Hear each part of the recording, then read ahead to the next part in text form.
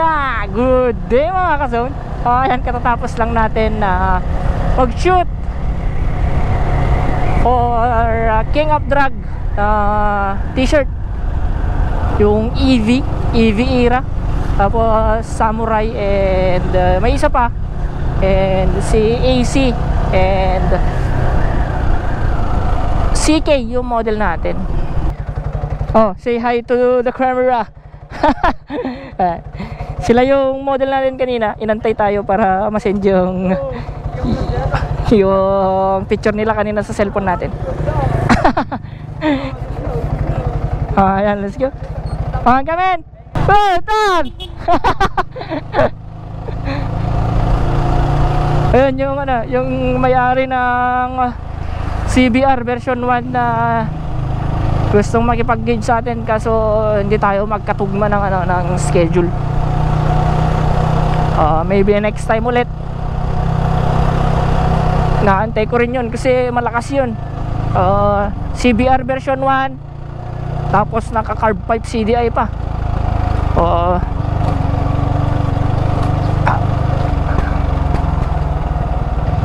Hindi basta-basta yun.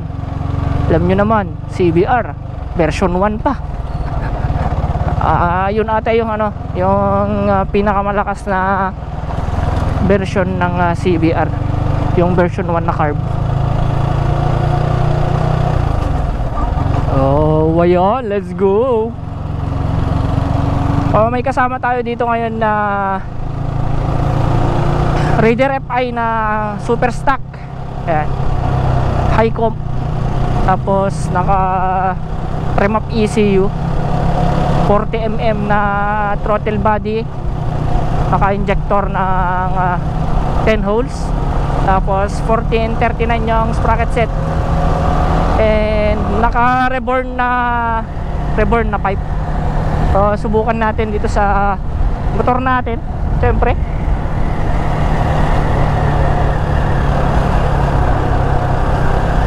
Bago tayo umuwi. Hindi na.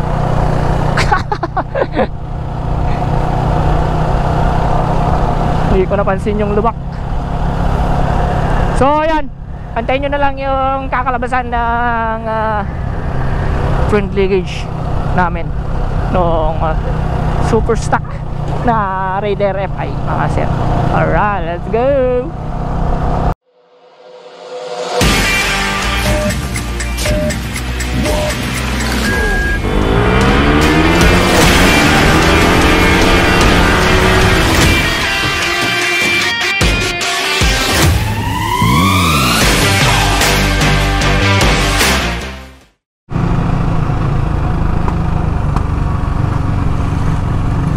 So ayan, yung nakasabayan natin na Raider FI super stock versus sa motor natin.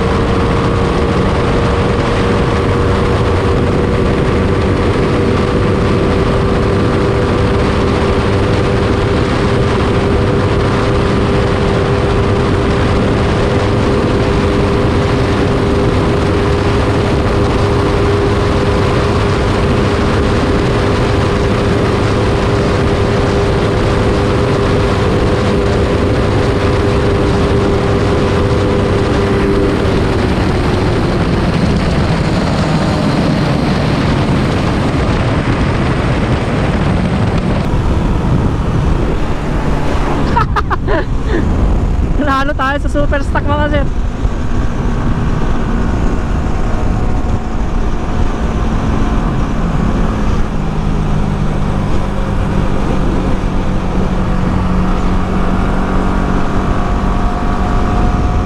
So ayan, yung specs ng motor ko naman, dahil nasabi ko na yung specs kanina nung Raider F ay na nakalaro natin.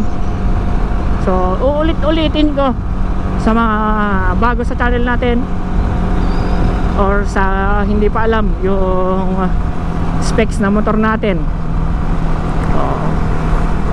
Stock bore 58mm, bago piston, bagong bore, bagong piston ring, bagong piston pin. Tapos stock head, stock internals, stock yung valves, stock yung valve spring, stock cams. Tapos naka port and polish siya, by Gawang Norte, by Clepos Moto Tuning mga sir. Tapos 34mm na BRT na Juken 5, 34mm na BRT na throttle body. Tapos stock injector, stock TPS. So ayun yung bore natin tsaka head, yun yung specs. Tapos sa sides naman,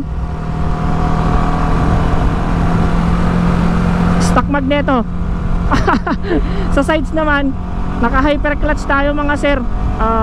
Control Tech by Faito, 5 springs, pang Sniper 150. Pero nag-convert tayo konti para sumakto sa clutch basket ng R15 version 3 natin. Tapos 1448 na sprocket set, stock ng R15 yon. Tapos nakakoso na ignition coil tayo. And yung pipe naman natin, stock siya pero nakatanggal yung catalytic. Tapos naluwag konti yung yung tip. Saktong pagpasok lang nung old tip sa bago, saktong-sakto lang. Tapos syempre naka pitch bike na racing ECU na tayo ngayon. Yung dati natin BRT. So sumubok tayo ng ibang brand naman ng racing ECU.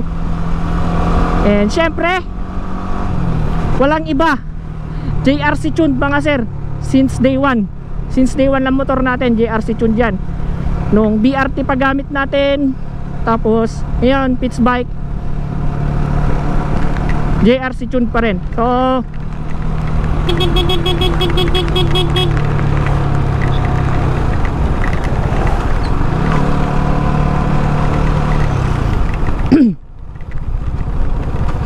so kung mag-upgrade ulit ako ng ECU, siguro